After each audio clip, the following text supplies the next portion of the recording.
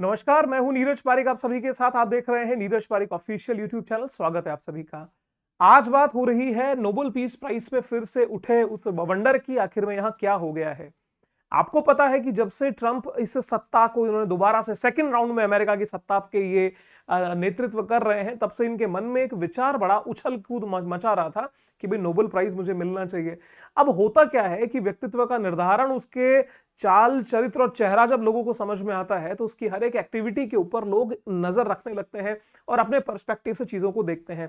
एक छोटी सी कहानी मुझे याद आती है, आपको भी पता होगा कि एक सेठ जी बड़े भूखे थे और जब उन्होंने चने खाना शुरू किया भूख को मिटाने के लिए, लोगों ने कहा कि भाई देखो क्या सेठ जी गजब काम करते हैं।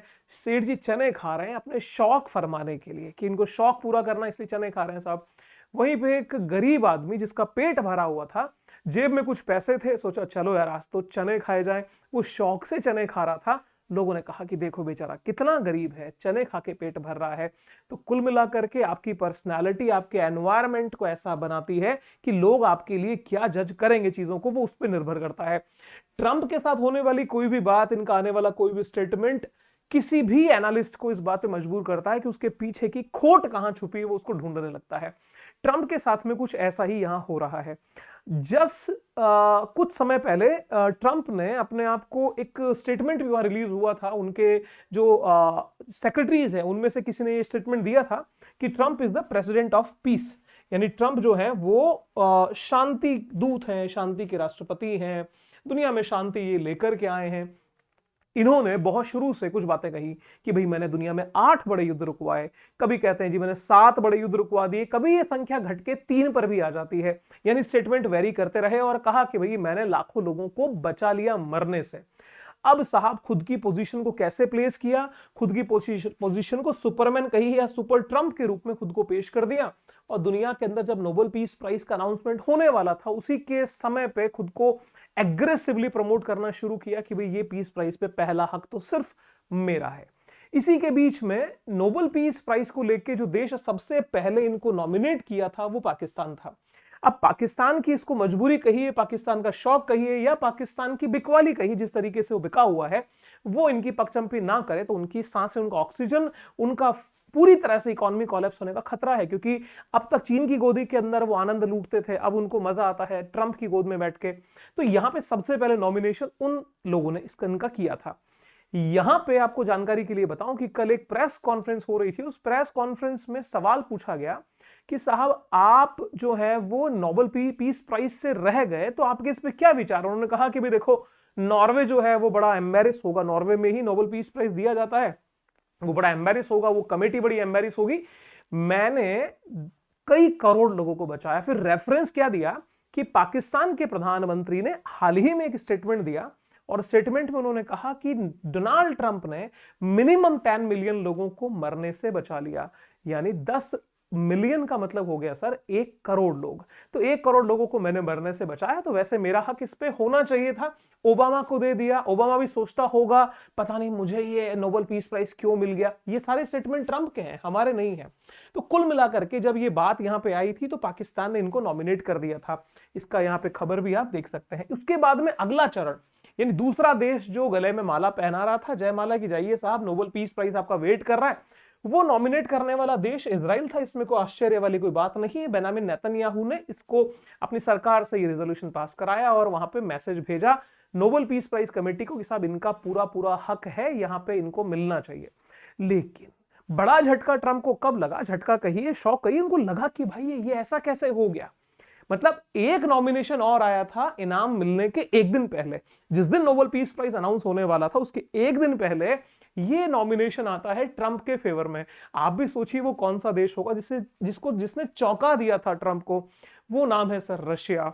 खबर देखिए, ये खबर है 10 अक्टूबर 2025 की। Russia supports Trump's candidature for Nobel peace prize hours before announcement. यानी जो अनाउंसमेंट होने के कुछ देर पहले ही रशिया ने भी नॉमिनेट कर दिया। अब रशिया ने जो नॉमिनेट किया तो उसके पीछे क्या बात रही होगी, खबर पे ध्यान दीजिएगा। ये अक्टूबर 2025 की खबर है और आपको पता होगा अगस्त यानी 15 अगस्त के दिन अलास्का में मीटिंग करने के बाद में जिस तरीके से ट्रंप का एटीट्यूड पूरा बदल गया था, रूस को लेकर के, यूक्रेन को लेकर पहले वाले सारे मुद्दे अमेरिका छोड़ चुका था। जो सारी बातें वो ट्रंप यूक्रेन के पक्ष में बोलता था, वो सारी बातें अब रशिया के फेवर में जाने लगी थी। तो सब इनाम तो मिलना ही था, इनाम यहां से मिला, लेकिन जो सोचा था वो हुआ नहीं। ट्रंप को पीस प्राइज पीस नोबल नहीं मिला तो ये थोड़ा सेटबैक तो था, लेकिन सर इसके पीछे प्लानिंग कहीं कुछ दूसरी चल रही थी। खबर क्या आती है, Donald Trump misses out on Nobel peace prize despite stopping 8 wars. खबर तो ये भी चल रही थी भाई कि जब ये 8 युद्ध रुकवा दिए तो उसके बावजूद कौन से रीजन रहे कि इनको नोबेल पीस प्राइज नहीं मिला तो नहीं मिला, कोई बात नहीं। अब मिला जिन्हें, उनका नाम था मारिया कोरेना मचाडो। ये मारिया कोरेना मचाडो को समझिए, आज की खबर की जड़ में हम वहीं पहुंचेंगे। मारिया कोरेना मचाडो जिस देश से संबंध रखती हैं वो देश है वेनेजुएला। और वेनेजुएला के बारे में आप बहुत कुछ जान चुके हैं, समझ चुके हैं, हमने भी इस पे अच्छे खासे वीडियोस बनाए हैं, आप वीडियो की सीरीज में जाके देख सकते हैं। मचाडो का जो काम है वेनेजुएला में, वो एक अपोजिशन की लीडर आप कहिए, आप उन्हें वहां डेमोक्रेसी की सपोर्टर कहिए। अब डेमोक्रेसी का कोई सपोर्टर है निश्चित रूप से किसी कम्युनिस्ट, सोशलिस्ट या डिक्टेटर नेशन में, तो अनडाउटली अमेरिका उसको सपोर्ट करेगा या नहीं करेगा। तो अमेरिका के लिए ये ज्यादा बड़ा दुख नहीं था कि मचाडो को ये प्राइज मिला। मचाडो को प्राइज मिलने के बाद में ट्रंप ने इनको कांग्रेचुलेट भी किया, मामला तो ठीक था। जब ये प्राइज मिल गया मचाडो को, उसके बाद में चीजें और ज्यादा परिवर्तित हुई, क्योंकि अमेरिका के लिए वेनेजुएला जैसे देश में, जो कि अभी उन्होंने रिसेंटली जो स्टेप लिए हैं, वहां के राष्ट्रपति को कैप्चर करके अपने पास में लेकर के आगे उसको डिटेन कर लिया, वहां पे जो उपराष्ट्रपति उसको धमकियां दी जा रही हैं, और उसी के बीच में पहले जो जिनको नॉमिनेशन, जिनको नोबेल पीस प्राइज मिला, उनके साथ में अब अमेरिका एक नई तरीके का गठबंधन बनाने जा रहा है। अब साहब जैसे 15 अगस्त 2025 को अलास्का की मीटिंग में रूस के पुतिन और अमेरिका के ट्रंप बैठे, तो निश्चित रूप से कुछ लेन देन सकारात्मक हुआ होगा, तभी तो रशिया ने नॉमिनेट किया। उधर यूक्रेन के मुद्दे पे अमेरिका बैकफुट पे चला गया और रशिया के पक्ष में बोलने लगा, तो साहब देन लेन के बीच में दोनों की संतुष्टि का एक स्तर आया, काम हो गया। यहां पे क्या एक्सचेंज हुआ है, यहां पे ऐसा क्या हुआ है कि नोबेल पीस प्राइज जिस व्यक्ति को मिलना, जिसको चाहता था मुझे चाहिए, वो नहीं मिला, उसके बावजूद अब एक सेटलमेंट की प्लानिंग हो रही है। इसी सेटलमेंट को हम मान रहे हैं कि नोबेल प्राइज बेचने की तैयारी है। कैसे है समझ लीजिए। ये जो घटना हुई थी उसके बाद में भी ट्रंप बड़े श्रूड पॉलिटिशियन के रूप में चल रहे थे, भाई हाँ हमें यहाँ के तेल के कुएं वगैरह एक्वायर करने हैं, सब हम कर लेंगे। अब एक कनेक्शन इसका जोड़िए ऑपरेशन सिंदूर से। जिस समय पे ऑपरेशन सिंदूर भारत ने लॉन्च किया पाकिस्तान के अगेंस्ट में, और हमने पाकिस्तान की सेना के रिक्वेस्ट के ऊपर हमने सीज फायर जब डिक्लेयर किया था, विक्रम मिस्री भारत के विदेश सचिव आकर के बात बोलते हैं, उसके बाद में एक जो ट्वीट है, या जो एक उनका ट्वीट हम नहीं कहेंगे, उनका एक सोशल मीडिया का जो पोस्ट है ट्रुथ सोशल के ऊपर वो डालते हैं, उसमें उन्होंने साफ लिख दिया था कि after a long night of talks mediated by the United states, I am pleased to announce that India and Pakistan have agreed to a full and immediate ceasefire। भैया हमने बहुत रात भर जागे हैं, ट्रंप कह रहे हैं, और हमने ये शांति समझौता करा दिया है, मिलियंस ऑफ लाइफ जो है वो बचेंगी, परमाणु हथियारों का यूज नहीं होगा, ब्ला ब्ला बहुत सारी बात हुई। लेकिन पाकिस्तान ने तुरंत झंडा बुलंद कर दिया कि मालिक आपकी जय हो, आपने हमें बचा दिया। लेकिन भारत ने अपने स्टैंड को कायम रखा, और प्रधानमंत्री का स्टेटमेंट आया कि भारत ने न तो कभी मध्यस्थता स्वीकार की थी, न करता है और न कभी करेगा।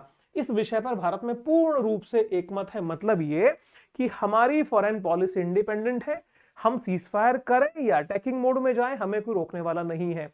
इस स्टेटमेंट के बाद में अमेरिका काफी नाराज भी हुआ, और ट्रंप का ये स्टेटमेंट देखिए, मैंने भारत और पाकिस्तान के बीच युद्ध रोका, दोनों देशों के नेता मेरे साथ मिलकर काम किया, मैंने 2 परमाणु शक्तियों के बीच युद्ध रोका, लेकिन मीडिया ने इसकी कोई खबर नहीं छापी। मतलब एक अंदर का दुख इन्होंने दिखाया। अब ये बात यहां क्या दर्शा रही है, वो ये है कि अपने एथिक्स के ऊपर जब बात आई तो भारत अपने मूल्यों पे खड़ा रहा, लेकिन पाकिस्तान ने सरेंडर कर दिया।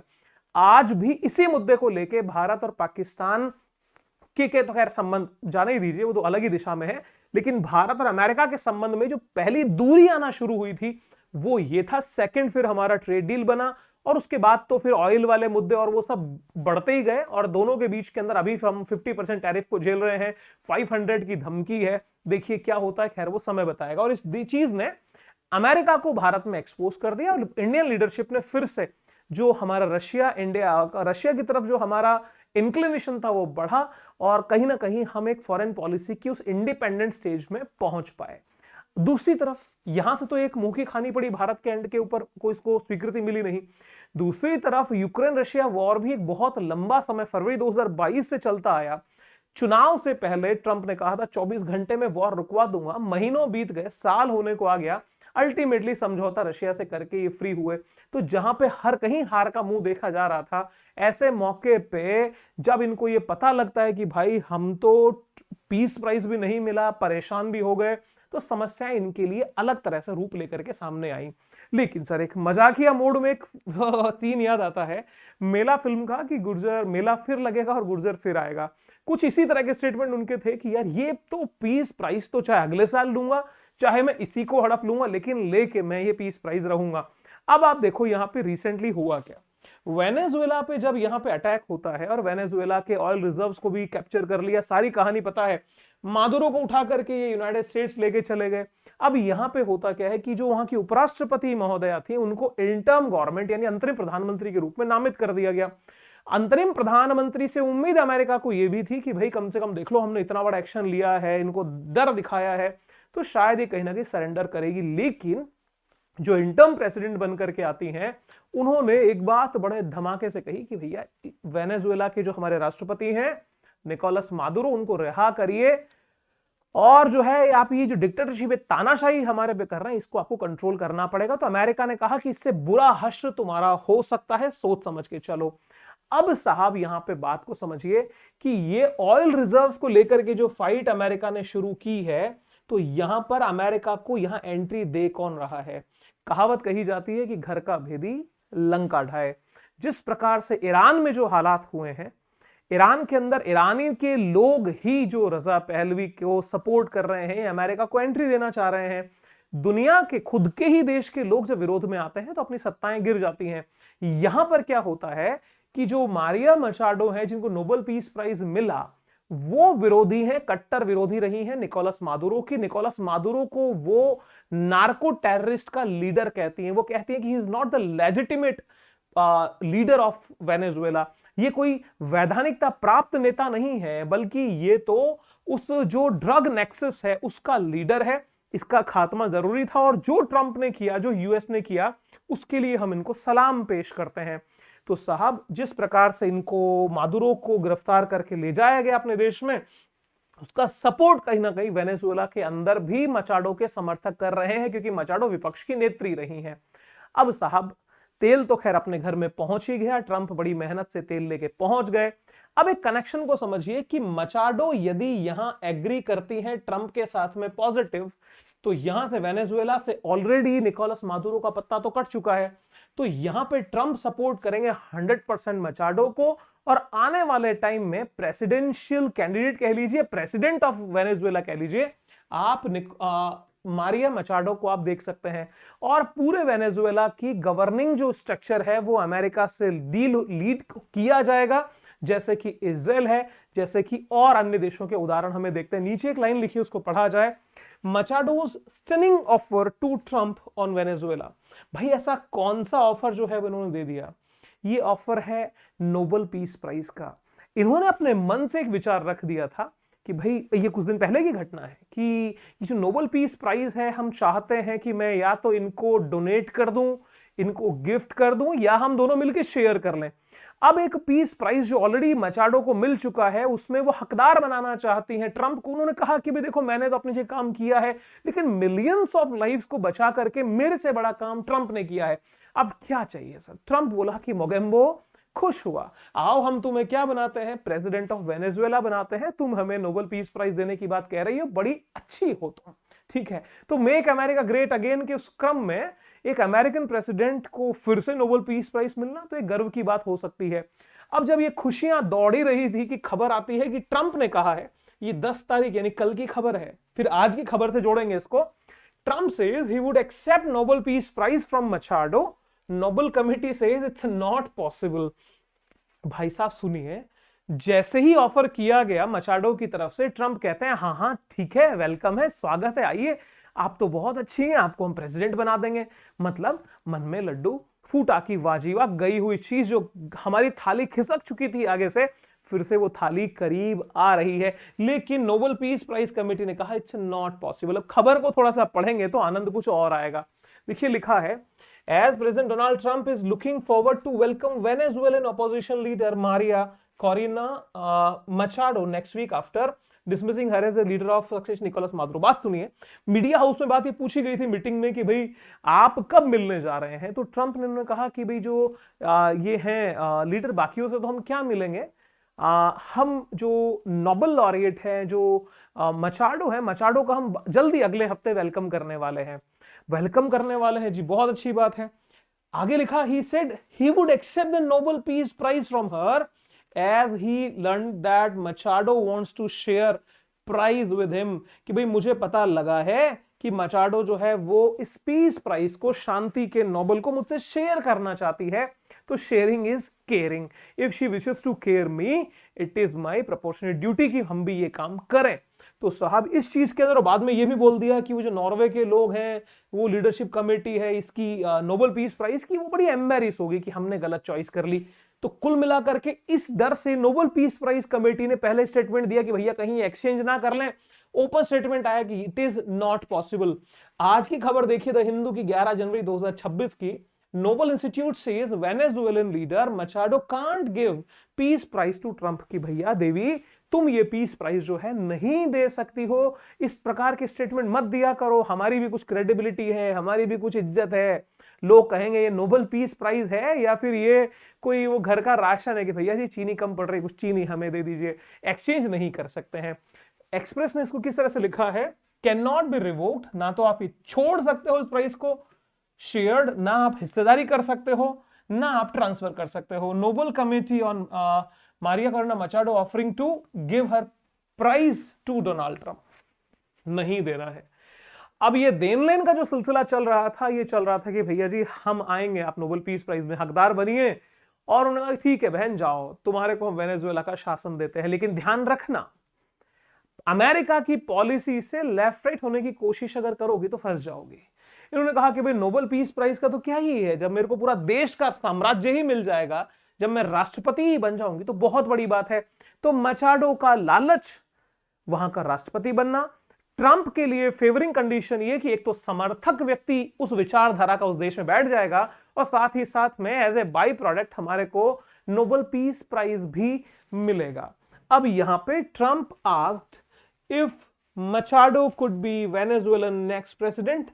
उसके ऊपर इनका कोई बहुत स्पष्ट ना का जवाब नहीं था, वो बहुत पॉजिटिव थे और कहा कि होपफुली लेट्स सी, देखते हैं क्या होता है। सवाल पूछा गया था कि मचाडो क्या अगली प्रेसिडेंट होंगी वेनेजुएला की, तो साहब एक्सचेंज की बात पे तो स्टॉप लग गया है। अब ये बात कहां तक जाती है देखा जाएगा, समय इसके ऊपर बात करेगा। आपके विचार क्या हैं, क्या लगता है, क्या ये नोबेल पीस प्राइज को एक तराजू में तोला जा रहा है प्रेसिडेंट की सीट से, और अगर ऐसा होता है तो इसकी वक्त फिर क्या रह जाएगी। ये पूरा एनालिसिस कैसा लगा जरूर से बताइएगा, आपके कमेंट्स का हमें वेट रहता है। साथियों के साथ में शेयर कीजिएगा, और यदि अभी तक आपने सब्सक्राइब नहीं किया है चैनल को तो प्लीज करिए, तेजी से बढ़ते जियोपॉलिटिकल परिवार का हिस्सा बनिए। Wish you very happy learning, see you soon, जय हिंद, बाय बाय।